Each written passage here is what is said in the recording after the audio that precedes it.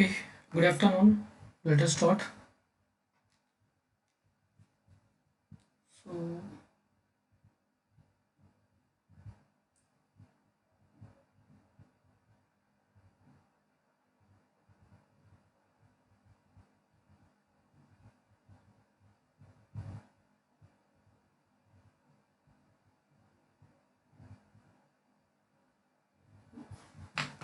let me share the screen.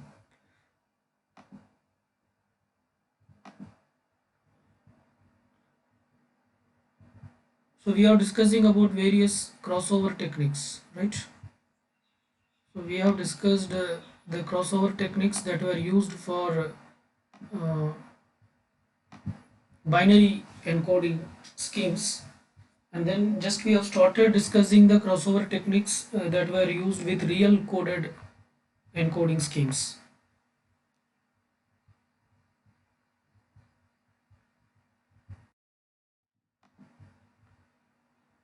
So, we'll continue with that. Is visible?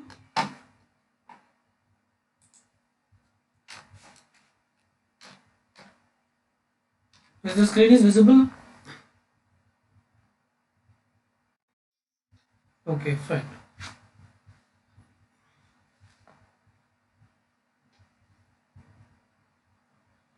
So last class we have just started this crossover techniques that are used with real coded GA. So basically the crossover techniques that were used in real coded GA can be classified into three categories. These are linear crossover, a blend crossover, and binary simulated crossover. So so we have discussed linear crossover. So linear crossover, it just works on this formula. It is the ith child is created by using this formula, which is Ci is equal to alpha I p1 plus beta I p2, where p1 and p2 are parent. Okay, here it is we are discussing about what real coded GA. So this p1 and p2 will be some real value. So this this value for alphas should be alpha and beta should be chosen by the programmer or by the GA expert. Actually, to arrive at a proper solution, it is highly expected that this alpha and beta should be properly selected. So now we'll continue with the next type of uh, GA which is used in real, I mean next type of crossover technique which is used in real coded GA. It is blended crossover. So again, say there are two parents P1 and P2 with real values, and for this if you want to create a crossover and if you want to create child, then here first again we have to choose a parameter called alpha. So this parameter should be chosen by the programmer or by the GA expert. Once this alpha is chosen, then we will be uh, the, then we can create childrens in this range. Okay, so alpha should be chosen appropriately. Alpha should be chosen appropriately so that the children will be lying within this range. So it is something like this. First we have to decide like the children should lie in which range. So this is real coded GA. We are talking about crossover in real coded GA. So what should be the range in which the children should be lying? So if children should be lying in some range, say 0.5 to 4.5, then accordingly an appropriate alpha should be selected. So this represents this part is nothing but the what you call the lower end of the range, and this is the upper end of the range. Okay, so the children will be selected within this range. And apart from alpha, also we need another parameter called gamma. We have to identify gamma. There is an equation, but for identifying gamma we need to generate a random number between 0 and 1. So already you have identified alpha as per the previous slide. So knowing alpha and R, so R is a random number between 0 and 1. Once you know what is alpha and what is R, then we can calculate gamma by using this formula. Gamma is equal to 1 plus 2 alpha into R minus alpha. So with this we will calculate gamma. Okay. After calculating gamma, now we can create children. So now you can create a children C1 by using this formula 1 minus gamma into P1 plus gamma P2. So basically we are using gamma. So basically the core parameter is gamma. So let us go in the reverse way, right? So if you see, C1 is nothing but 1 minus gamma P1 plus gamma P2, and C2 is nothing but 1 minus gamma P2 plus gamma P1. Okay, it's just interchanging. These parameters are interchanged. Okay. So if you go in the reverse way, to solve this equation we need gamma. To identify gamma we have to do this. Okay, again here R is a random number, but what is alpha? To know what is alpha, alpha again it is a parameter. It is chosen by the programmer or by the GA expert such a way that in which range the child should be created. Okay, so this is how blend crossover works. Here is an example for blend crossover. Say P is equal to 15.65, P1 is 15.65, P2 is 18.83. Everything is given. Alpha is 0.5 and gamma is also 0.6 is given. Okay, for some random variable.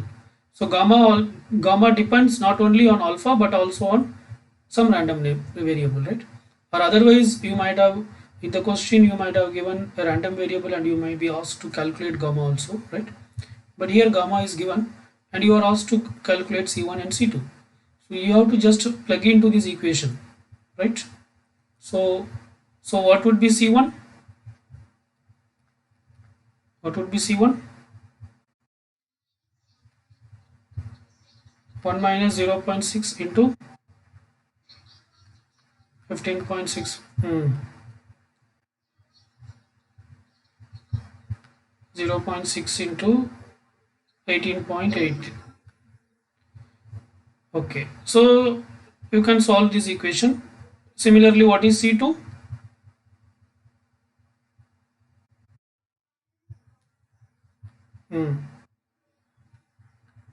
Yeah, plus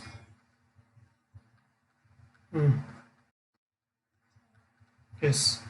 So if you solve this equation, the result what you will be getting is this. Okay, so this is the result: 16.6 for C1 and 17.88 for C2.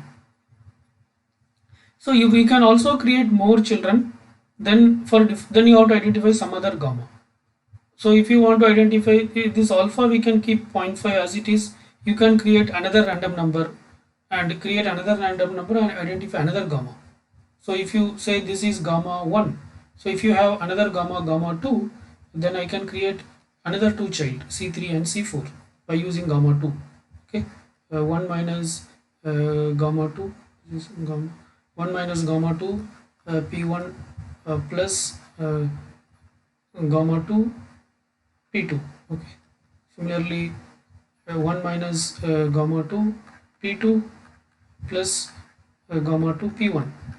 So like that we can create any number of child. So whenever so for creating a two child you need a new gamma. So you can create a new gamma by a new random number. So this is how the blend crossover technique works. Next is simulated binary crossover in real coded GA. So this technique it is based on probability distribution of generated children. Here we are using something called a spread factor. A spread factor alpha is used to represent the spread of the children solution with respect to that of the parents. Okay, so spread in the sense range. So what will be the range of the children with respect to the range of the parent? So this is also in some sense it is similar to the previous case. In the previous case also, in blended also we are identifying, like first we are identifying like children should be within what range. say for example, if you want children between 1.5 and 4.5, then accordingly you have to select alpha, right? So that is some error and trial method you have to try.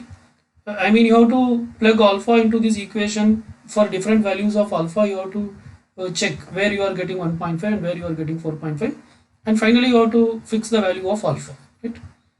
uh, but here, but this is somewhat easier way. So there, actually identifying alpha is tedious, but in this case you can easily identify alpha. Only thing is you should know the range. Say if you want to create, always you want to create children only between what 1.5 and 4.5, in this range only. If you want children, then you choose C1 as 1.5 and C2 as 4.5. Okay, and P1 is whatever the value of the parent and P2 is whatever the value of the parent. So alpha is calculated like this: alpha is equal to C1 minus C2 divided by P1 minus P2. Okay, here P1 and P2 represents the parent points and C1 and C2 are the two children solution, that is the range. Okay, what is the lower limit and what is the upper limit? C1 represents the lower limit and C2 represents the upper limit. That means we want to generate children between this range. Okay.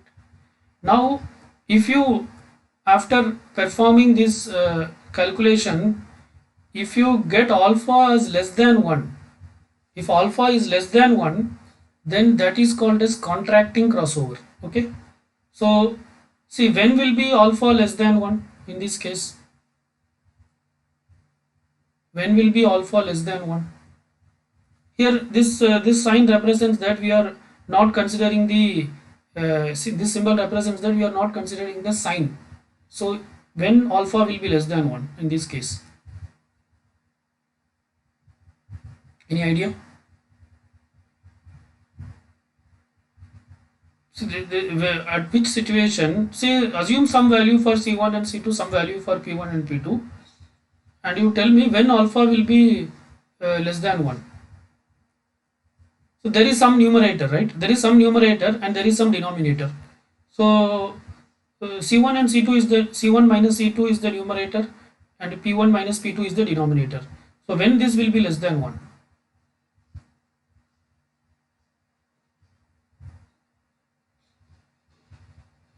If numerator is greater than denominator, what will be the result? Will it be less than 1 or greater than 1?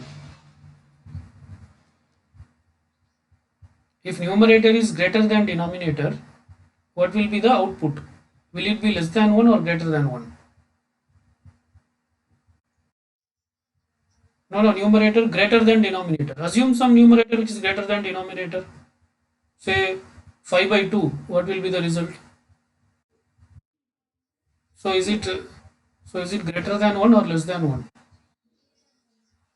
So if numerator is greater than denominator, the output will be what? If numerator is less than denominator, the output will be, yeah. If numerator is equal to denominator, output will be 1. Okay, 5 by 5 is 1, n by n is 1, right?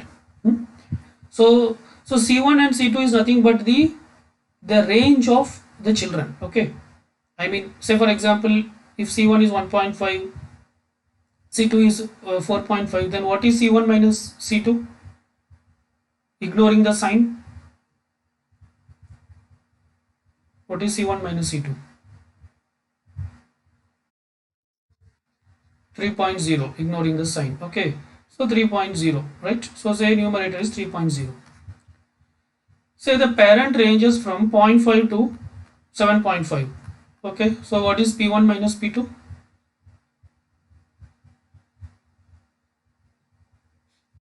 7. Okay, so in this case, what will be the alpha? Yeah, it will be some value which is less than 1, right?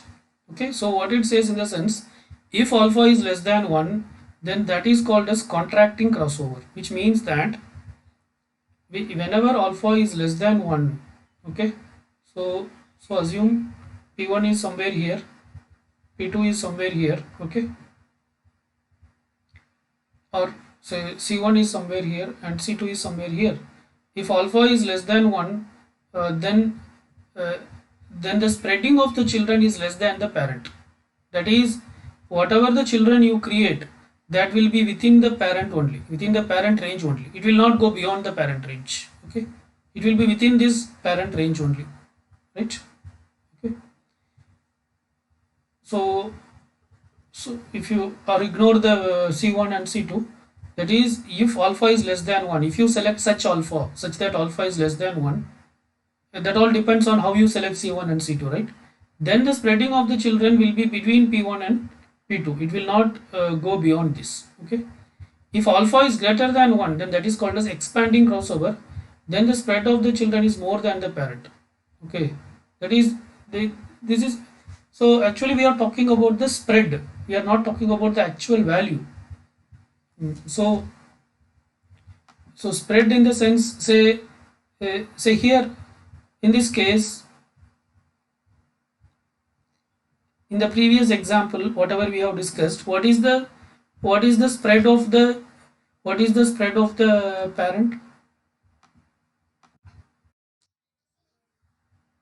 Yeah, spread of the parent is 7. Okay, here spread of the parent is 7. This is the range. Okay, so when you select alpha less than, when if alpha is less than 1, then the spread of the children will not go beyond this range. Okay, it will be somewhere between this range only, 0 to 7. Okay, that means so I'm not meaning the value. Okay, value can be different, but the spread will be between 0 and 7. Say for example, one child is 20, one child,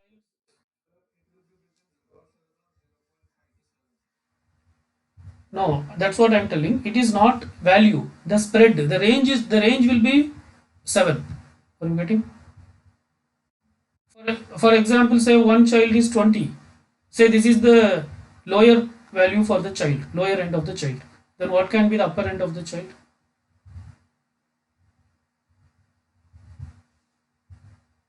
The range will be, the spread will be, the spread cannot exceed the parents spread. What is parents spread? 27, exactly, that's what. Okay, value can be anything, but the spread will be only this much. It won't go beyond this. Okay, so all child generated will be between some value, but the spread will be what? 7, maximum 7. Okay, so this value we are not bothered, it can be anything. You can say it is xi to xj, but which is where xi is the lower end and xj is the upper end. The difference between xi and xj will be maximum 7. Okay, yeah, if it is greater than 1, if alpha is greater than 1, then the spread of the children is more than the parent. So in that case, there is no limit. The spread can be more than the parent. That is, in the previous case, if you take, it will be more than 7. Okay. If alpha is equal to 1, the spread of the children is same as that of the parent. It will be equal. It will be equal to the parent spread. Here it will be less than, here it will be greater than, here it will be equal. So basically it is, so he with simulated binary crossover we use some probability distribution. So there are two cases. So this third case actually it's not much used. This stationary crossover is not much used. Okay, so we consider only the two cases: contracting crossover and expanding crossover. So contracting crossover is represented by this probability distribution.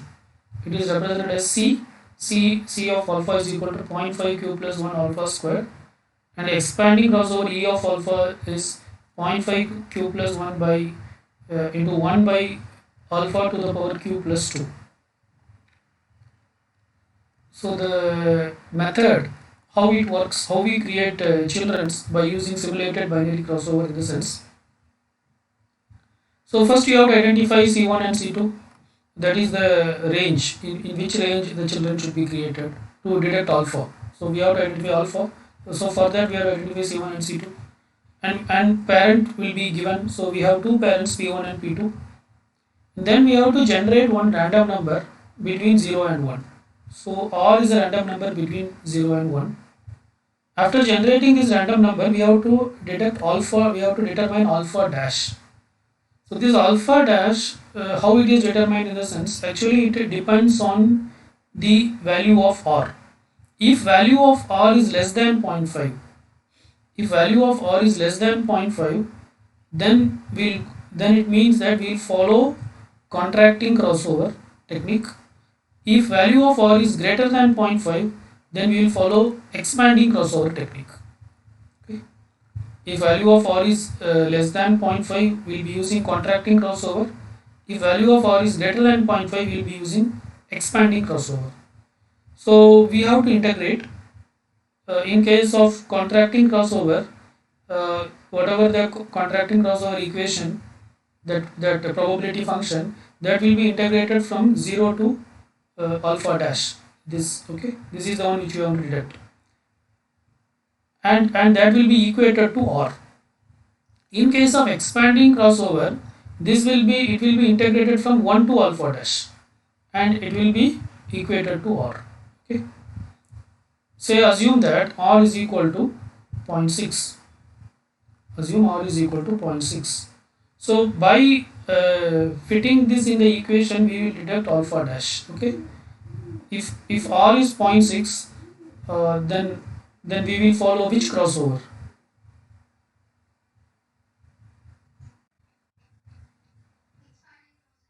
Yeah, expanding crossover. Okay, so what is the equation for expanding crossover? It is 1 to alpha dash. What is E of alpha? E of alpha is 0.5 into q plus 1, 0.5 into q plus 1 into 1 by q alpha to the power q plus 2. Alpha to the power q plus 2. This is equated to what? This is equated to what? R. What is our R value? What is points? Yes, 0.6. Okay. So now this you have to solve. Okay. So some q also, let us assume. So q is also a parameter that should be chosen by the programmer wisely. So in all these cases, if you see, there are some parameters which has to be chosen. Okay. So let us assume q is 2. If q is 2, then this equation will become 1 to alpha dash 2 plus 1 3. 3 into 0.5 is 1.5. 1.5 into 1 by alpha to the power q. Q is 2. Okay. 2 plus 2 is 4. Right. So it is 1 by alpha to the power 4 equal to 0.6. Okay. So 1 by alpha to the power 4. So this we can write as what? 1.5 into alpha to the power minus 4. Okay. Equal to 0.6. Now you perform integration. And this alpha dash. So this, what will happen? This will, whatever this entire thing will be, it will become 1.5 alpha dash to the power minus 4 minus 1.5 into 1. And if you solve this equation, you can find out alpha dash, right? So that is what it says. So like that we have to identify alpha dash. After identifying alpha dash, then we can calculate C1 and C2 by fitting in this equation. C1 is equal to 0.5 into P1 plus P2 minus alpha dash into P2 minus P1. Here we are ignoring the sign. Similarly, C2 is equal to 0.5 into P1 plus P2 plus alpha dash into P2 minus P1. So here is an example given, but all values are given. You are not asked to perform any integration. So P1 is 15.65, P2 is 18.83, Q is 2, alpha dash is 1.0772. But actually alpha dash should be calculated by performing that, by solving the probability distribution function by integrating over some value depending on the value of r. Okay. If r is less than 0.5, we will go with this function, that is contracting function, otherwise we will be going with expanding function. So here it is assumed that r is greater than 0.5. So when r is greater than 0.5, so we will be using this function, and when it is solved, you are getting C1 as 15.52 and C2 as 18.95. So the actual value of r is not shown in this example. but it is some value which is greater than 0.5. So the advantage of this technique is we can generate large number of offspring from two parents, and more explorations can be done, and results are accurate, and usually it will result in global optima. And also it will terminate with less number of iterations when compared with other algorithms. These are some of the advantages. The disadvantage is it is computationally expensive when compared with binary crossover. Here you can see there are a lot of computation is involved, like we have to perform integration, all these things.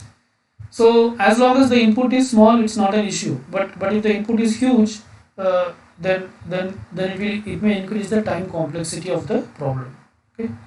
And another drawback with all of this real value crossover technique, I mean real coded crossover technique, is that in each of these techniques some parameters should be chosen by the user. Okay. So if these parameters are not properly chosen, then the algorithm will not lead to an optimal solution. So actually the key is involved in choosing these parameters appropriately. So next what we are going to discuss is, so that's it about the crossover technique in real valued real coded GA. So first we have discussed the crossover techniques in binary coded GA, and then we have discussed for real coded GA. Now we will move on to next type of crossover techniques which are primarily applicable for ordered GA. So ordered GA, so what is the typical use case for ordered GA? The typical use case or the typical example for ordered GA is traveling salesman problem. Yes, in a traveling salesman problem, the order is important. The traveling salesman is supposed to visit the cities in the right order so that he can reach all the cities with less cost or in minimal time. Okay, and also the city should not be repeated. The salesman is not supposed to visit any cities more than once, other than the first city. So the binary, so whatever the crossover technique that we used in binary coded GA or real coded GA, actually it cannot be applied for ordered GA. Okay, it cannot be applied for ordered GA.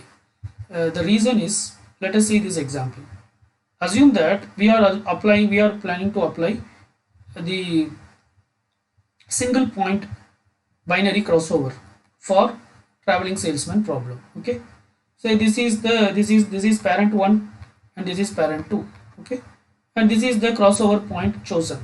K is 1 2 3 4 5, so K value is 5. Right, now what will be the children 1, what will be the child 1? Child 1 will be, the left part will be coming from the parent 1 and its right part will be coming from parent 2. Okay, similarly for child 2, the left part will be coming from parent 2 and the right part will be coming from parent 1. But if you observe here, there are repeated genes. For example, this A is coming here twice, B is coming twice, C is coming twice. Okay, so but in case of traveling salesman problem, this repetition is not allowed. Similarly, in this second child also, if you see, H is appearing twice, G is appearing twice, F is appearing twice. So basically this is the problem. This is the core reason why directly the binary coded GA cannot be applied for ordered GA. So we are going to discuss some improvement over these techniques so that it can be applied for ordered GA. So these are the crossover techniques which we are going to discuss with respect to order GA. Single point order crossover. So these names are quite similar to binary crossover, but we are adding this order. Single point order crossover, 2-point order crossover, partially mapped crossover, PM, which is also called as PMX, position based crossover, precedence preservation crossover, and edge recombination crossover.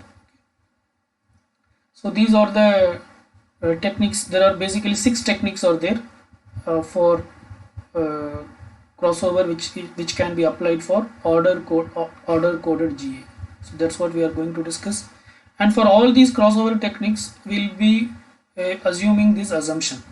L is the length of the chromosome, and P1 and P2 are two parents which are selected from the mating pool. Okay, C1 and C2 represents the offspring. That is, C1 and C2 will be generated from P1 and P2. So first let us discuss about single point order crossover. So before discussing these steps, let us straight away go to the problem. Okay. So it's very simple. So single point order crossover, what it says in the sense, so these are the two parents. So the child one, it will get the left part from parent 1 as it is. There is no change in that. So this, until this point, its working is same as that of the crossover, the single point crossover technique which we used in binary coded GA. Okay, so this left part of the child, it came as it is to the left part of the parent, it came as it is to the child 1, right? Now coming for the right part, we will start from here. Okay, we'll start the right part. This is parent 2. Okay, the right part of this child 1 will be coming from parent 2. Okay, but parent 2 will be searching the entire string. Okay, we'll be searching the entire chromosome string, and whichever has not already appeared in the child 1, that we will take one by one, right? So if you see E, so we'll start from the beginning. So if you see E is already in child 1, so E will not be, will not consider E. Then if you see D is already in child 1, so we'll not consider D. Then C is already in child 1, so don't consider C. Then J is not in child 1 so far. So for the left part alone we have copied from P1, so J is not here, so J will come here. Now I is not in child 1, so I will appear in child 1. Now H is not in child 1, so H will come here. B, so B is not in child 1, so B will come here. A is already in child 1, so we'll ignore this. F is not already in child 1, so F will come here. Okay. Next G is not in child 1, so G will come here. So this is how we create a new child, right? So now if you see, there is no repetition. So this can be used for, so this type of crossover can be used for order coded GA, because in order coded GA the primary concern is there should not be repetition. Okay, fine. So now could you tell me how child 2 will be selected?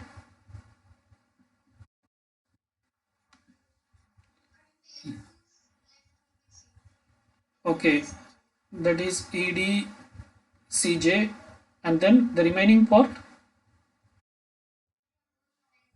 from 1. So not only write, everything you have to see. Okay, so A, can we include A? Yes. What about C? No. Yeah. What about B? Yes. F, G, H, yeah, J, yeah. Okay. So this is how we create, what you call, we create a child by using single point order crossover in what you call, in order coded GA. So it ensures that there is no repetition. So the next type of crossover, so if you want to go through the algorithm, so it says that randomly generate the crossover point K such that K should be between 1 to L, where L is the length of the chromosome. Copy the left schema of P1 into C1, okay, and left schema of P2 into C2. For the rest of the schema, for the schema in the right of C1, copy the gene value from P2 in the same order as they appear, but it should not be a duplicate one. Okay, Similarly, we do the same operation for C2 also, right? C2 is child 2. Okay. Now let us discuss two-point order crossover. So again, it's quite similar. So so similarly, we had a two-point crossover technique in binary coded GA. So this is a variation of that two-point order crossover technique for order coded GA. Okay. So these are the two parents P1 and P2. So there are 2 points K1 and K2. So K1 represents the, I mean, the left crossover point, and K2 is the right crossover point. So whatever the middle part of P1, I mean this part of P1, it will come as it is to child 1. Similarly, the middle part of P2, this is P2, the middle part of P2 will come as it is to child 2, right? Okay. Now coming for the rest of the part, whatever the things that is left over for C1, for child 1, that will be coming from parent 2, as long as there is no repetition in the same order. So here you can see E is, so far only this is filled, nothing else is filled. Okay. So E is not available here, so E can be moved here. D is not here, so we can include D. C is not here, so we can include C. J is not here, so we can include J. Okay. I is not in child 1, so we can have I here. Okay, the I comes here. H is not in child 1, so we can have H. Okay. B is already in child 1, so we cannot include B. A is not in child 1, so we can include A. Okay. Now the chromosome is, I mean the child has already got its length, so we can stop, right? Similarly, coming to C2. So C2 already this part it is copied from P2. Okay. So the remaining part will come from where? P1. So can we include A? So I'll write here. So it is I, H and B already included. So A, can you include C? D, E, B, B is already here. What about F? G, H, H is already here. What about J? Yes. So this is how we create what you call a child by using two-point order crossover. So the main thing is there should not be any repetition. Okay. So the next technique what we'll be discussing is precedence perseverance order crossover technique. Okay. So this technique what it does in the sense, so we have two parents P1 and P2, and the length of the chromosome is known. Okay.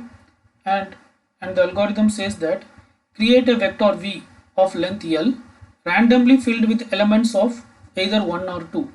So first you have to create a vector V. Okay, this vector, the length of this vector will be equal to the length of this chromosome, that is its length will be L. Okay, so you can say it is 0 to L minus 1, it will be its length, and this entire vector it will be filled with randomly 1 or 2. Okay, that is each position will have either 1 or 2, nothing other than that. Okay, in some order, in some random order it will be filled with either 1 or 2, right? Okay. And what the algorithm says in the sense,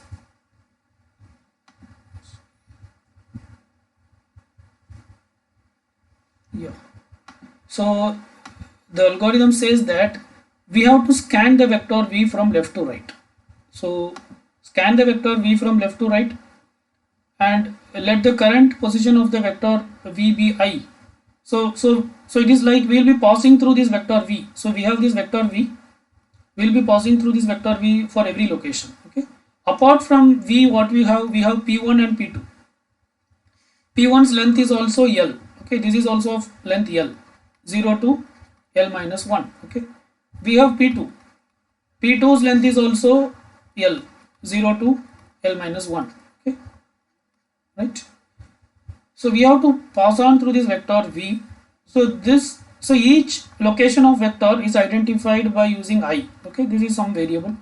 Similarly, we have to pass on through P1 and P2 also. So for passing on through P1 and P2, we use the variable J and K. Okay. Now we have to create child C1 and C2. How it is created in the sense? So actually that's in the next slide. It says that if the ith value is 1, ith value means in the vector. In the vector, if the ith value is 1, okay, then delete the jth gene from P1. Okay, so I is a pointer which is used to refer to the vector. So just remember that I refers to the vector. J is a pointer or index which refers P1, and K is a index or vector which refers to P2. Okay, so if ith value in the vector is 1, then delete the jth gene from P1.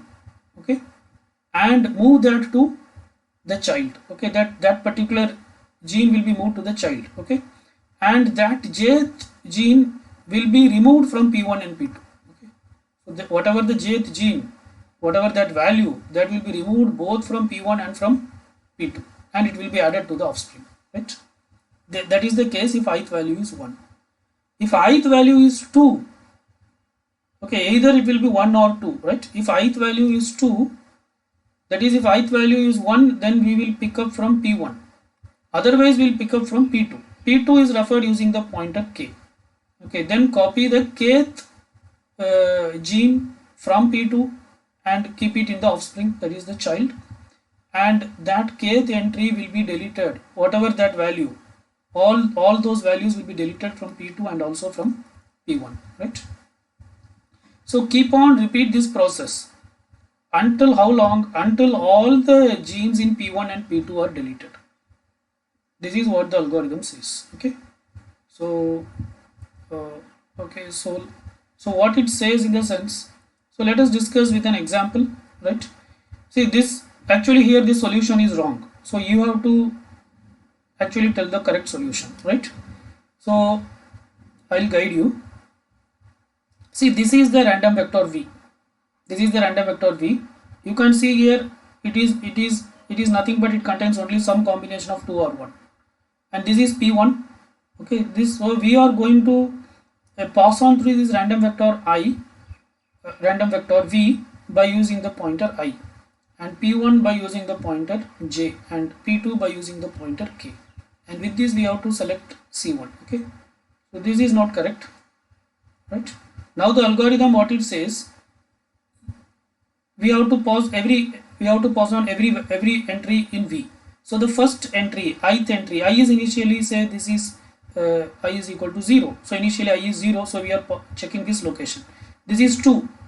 If it is 2, then the child will get the appropriate gene from whom? P1 or P2?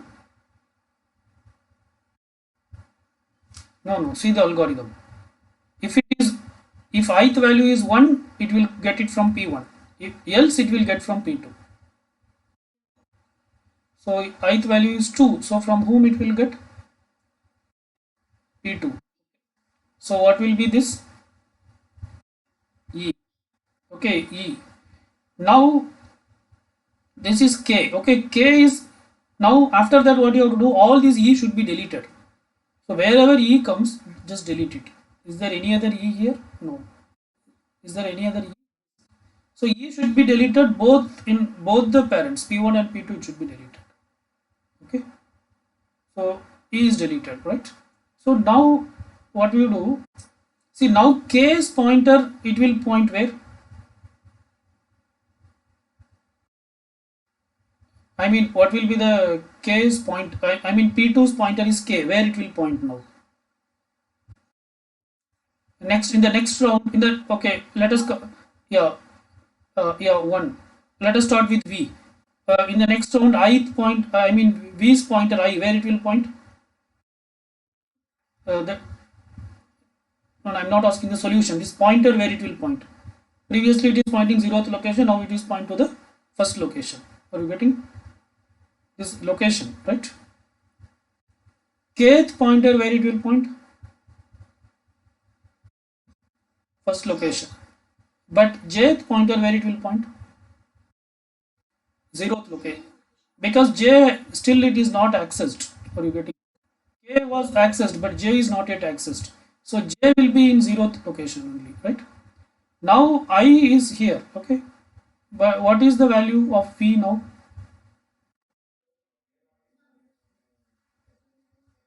Pardon? Somebody is asking something. J is a pointer which is going, which we are using to refer to P1. Are you getting? Okay. So now what is V? What is the ith value in V? 1. So the offspring, I mean the gene should come from where? From P1. P1. P1 currently J is pointing where? What is the value? A. So A will come here. Okay. And all other A should be deleted. So then delete this A. Is there any other occurrence of A here? Yeah. So delete. Okay. So next. So in the next round, now V will point. I mean I is pointing to here. Okay. And where J will point? J will point first location. Okay. There is no change in K. Okay. Now what is this value? Yeah, 1. So it will come from where? Parent 1. So this will be what? C. So now delete all the occurrences of C. So this will be deleted. This will be deleted. Is there any other C here? No. Okay. So now once again I will point here. Okay. Now where J will point? I mean J will point to which location? To second location. But is there any change in K? No. Okay. So now what is this? 2. So the child should come from who? No. What is P2? Where K is pointing? D. It is D, right? Okay. It is D. Then delete D. Then delete D. So D will be deleted. D will be deleted. Is there any other occurrence of D? Okay. Right. Now where what you call? Where K will be pointing? Yeah. This location, because this is empty, right? This is empty. And where J will be pointing? Yeah, because this is empty. Okay, this is like empty, right? Okay. So now this is 4th. This is 4. Okay. Now what is this? This is 1. So 1 means it should come from where? Parent 1. What is that? B. B. So delete all other B's. Is there any other B? Yes. Okay. So after this, where J, after this, I mean I will point here. Okay, where J will point?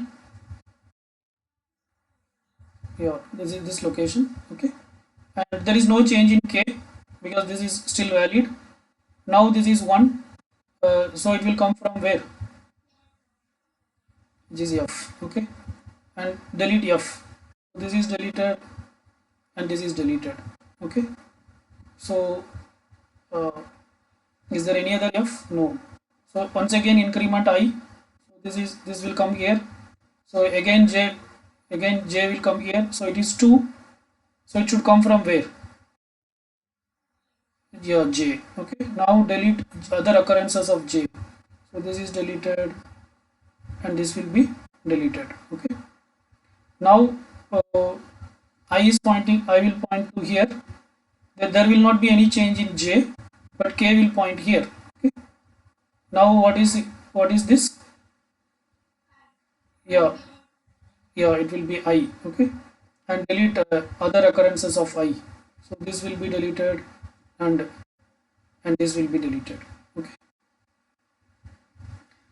So so now k is pointing here, right, and I is pointing here. Now it is 1.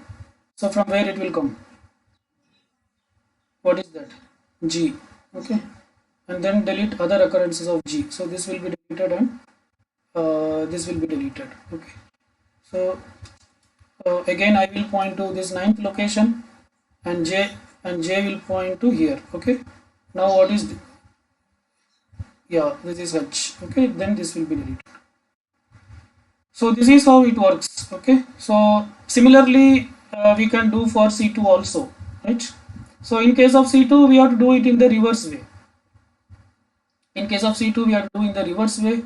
That is uh, here what we do, if we, I mean, see, there is no hard and fast rule that if it is 1, I mean here if it is 1 we copy it from P1, and if it is 2 we are copying from P2, but you can do also in the reverse way. I mean if it is 1 we can copy it from P2, and if it is 2 we can copy it from P1. If you do that you will get another child. Okay, right. I referred some other books there, instead of 1 and 2 they are using 0 and 1. So all these are possible, right? So it is not that it should be 1 and some 2 values we need. Right? So this type of creating children is called as precedence preservation crossover, which is used in ordered GA. Okay. Right. Next is position based crossover. So this algorithm, what it does in the sense, yeah. Let us discuss this example that is very clearly understandable. Okay. See, it's very similar to whatever we have discussed previously. So there are, here we have multiple crossover points. So you can have any number of crossover points. So here we have 3, K1, K2 and K3. So K1 is here, K2 is here and K3 is here. And this is parent 1 and this is parent 2, right? So this, whatever these crossover points are there, no, whatever these crossover points, whatever these values are there, this will go into the respective child directly. That is, whatever the value or whatever the gene value in the crossover points of P1, that will directly go into C1. Similarly, whatever the gene value were available at the crossover point of P2, that will directly go into C2. So you can see here this D is coming here, this B is coming here, this H is coming here. Okay, similarly this C is coming here as it is, this I is coming here, and this A is coming here, right? Okay, the remaining values of C1 will be coming from P2, will be coming from parent 2, but without any duplicate. So we have to check every gene. So E, if you see E, so currently we have only these 3 things, D, B and H. So E is not there, so we can move E here.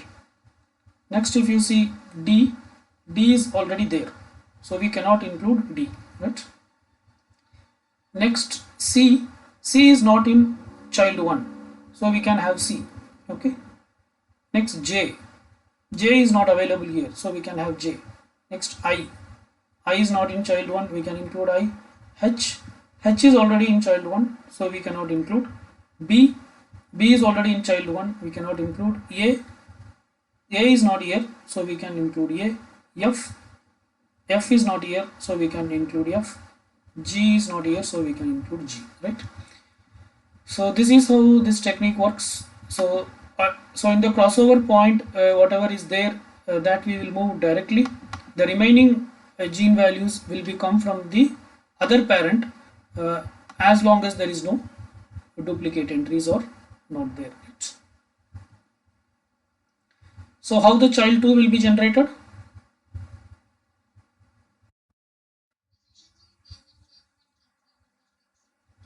Will be fixed from which parent? No, C2 I am asking.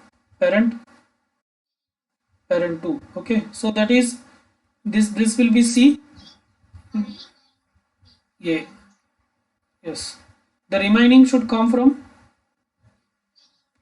parent 1. Okay, so can we include A? It's already there. Okay, can we include C?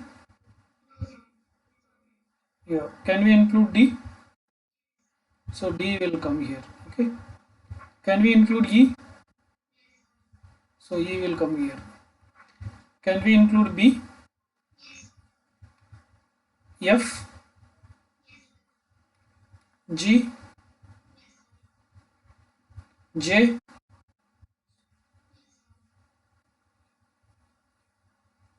Now H is here. Okay. Can we include H? Yeah. Okay. Then J. Can we include J? Yes. Okay. So like this, it will be formed, right? So this type of crossover is called as position-based order crossover technique. The next is the next crossover technique that we are going to discuss is called as edge recombination order crossover technique. Okay. So this is actually one of the most commonly used crossover technique in a traveling salesman problem. Okay. So here we form an edge table based on the adjacency matrix information of the graph. So in traveling salesman problem, whatever the cities that traveling salesman want to visit, that can be represented as a graph, right? So based on that graph, we create a table. That table is called as edge table. So we'll be discussing this with an example. So the edge table will provide the connectivity information, and from this table we'll be deciding like in what order the traveling salesman should visit the city. Okay.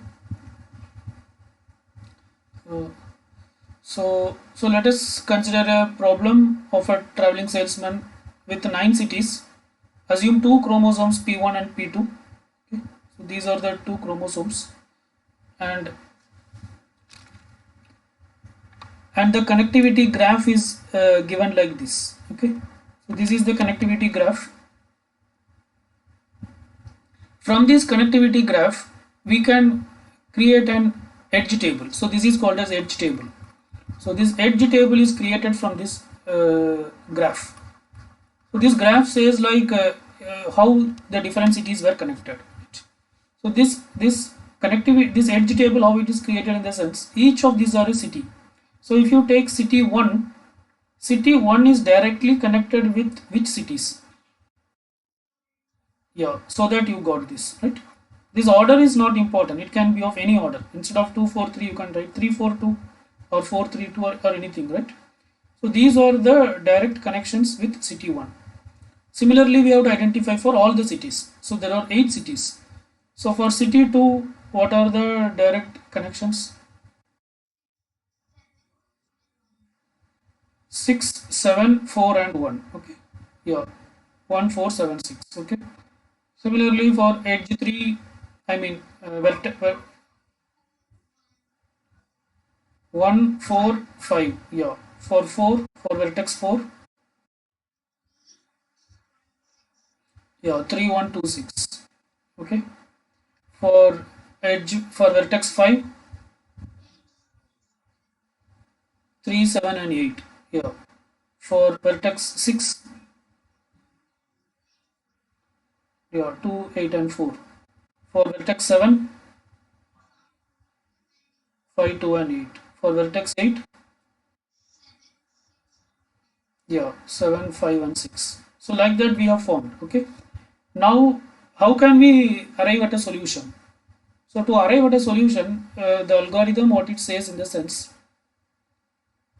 initially you can start with any vertex, because the traveling salesman can start with any vertex. Okay. So that's not an issue. Initially the salesman can start with any vertex. Okay.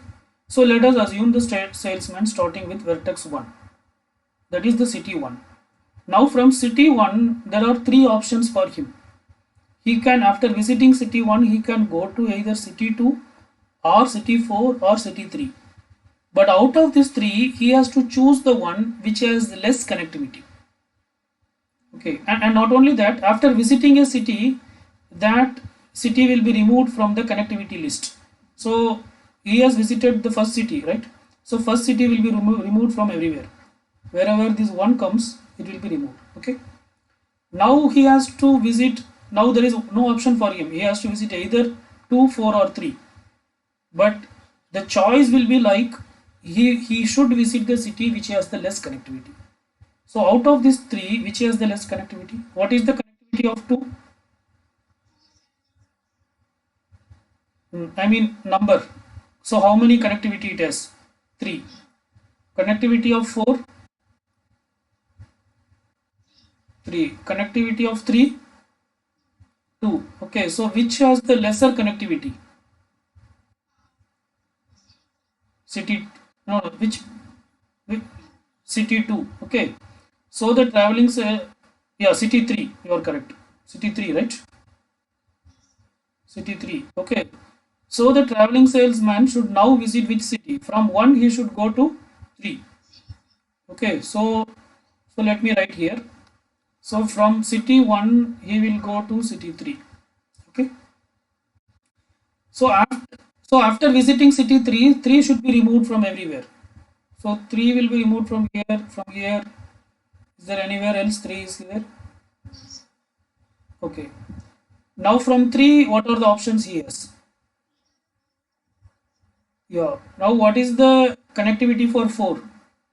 Connectivity will change. Yeah. 2. For 5, 2. So both are same. So he can choose anything, either 4 or 5, as both are same. So let us assume he is choosing city 4. Then 4 should be removed from everywhere. So 4, here 4 is there, here 4 is there, here 4. Okay. Now from 4, what are the options he has? What is the connectivity for 2? For 6, 2. So again he has two options, both have same connectivity. So he can go either to 2 or to 6. Okay. So let us assume he is going to 2. So if he is visiting second city, so let me not forget to write. After 3 it is 4, then it is 2. Okay. After visiting 2, then 2 should be removed from everywhere. So 2 will be removed from here, 2 is removed from here, 2 is removed from here, 2 is removed from here. Okay. Now from 2, what are the options he has? 7 and, yeah, what is the connectivity of 7 and 6? 1. So where he should go? Sixth city. So now we have to remove 6 from everywhere. So remove 6 from here, remove 6 from here. From 6, he has only one option. What is that? 8. So there is no other option. So he has to go to 8th city. Okay. So now delete 8. So 8 will be removed from everywhere. From 8, he has two options, 5 and 7. What is the connectivity of 7?